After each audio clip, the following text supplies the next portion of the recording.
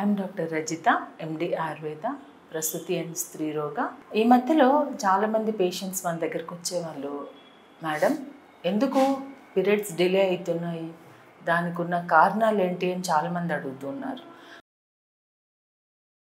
ఇవాళ రేపు ఉన్న మన లైఫ్ స్టైల్ డిజార్డర్స్ అంటే మనం నివసించే పద్ధతి పూర్తిగా మారిపోయింది.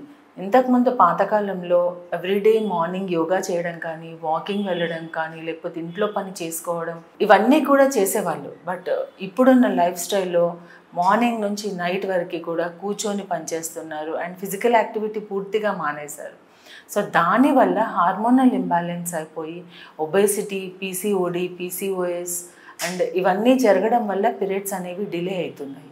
సో ఈ పీరియడ్స్ డిలే అవ్వడం వల్ల ఇన్ఫర్టిలిటీ అండ్ అదర్ చాలా రకాలైన diseases like life style disorders, diabetes ఇవన్నీ కూడా వస్తున్నాయి వెరీ ఎర్లీ ఏజ్లో.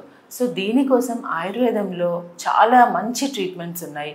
సో మా దగ్గరకు వచ్చిన వాళ్ళకి we counsel them for a diet and yoga, exercises and every day వాళ్ళ వెయిట్ చెక్ చేసుకుంటూ ఉండాలి.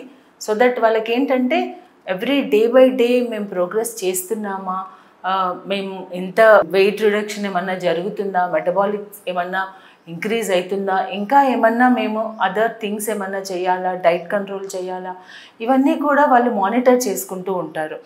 సో ఇంకొకటి ఏంటంటే ఆయుర్వేదిక్ మెడిసిన్స్ కొన్ని చాలా ఇయర్స్ నుంచి కూడా న్యాచురల్ మెడిసిన్స్ ఉన్నాయి. సో అవన్నీ కూడా కొన్ని యూస్ చేయొచ్చు. అండ్ దాంతో కూడా పీరియడ్స్ రెగ్యులర్ అవ్వకపోతే దెన్ పంచకర్మ ట్రీట్మెంట్స్ ఉంటాయి.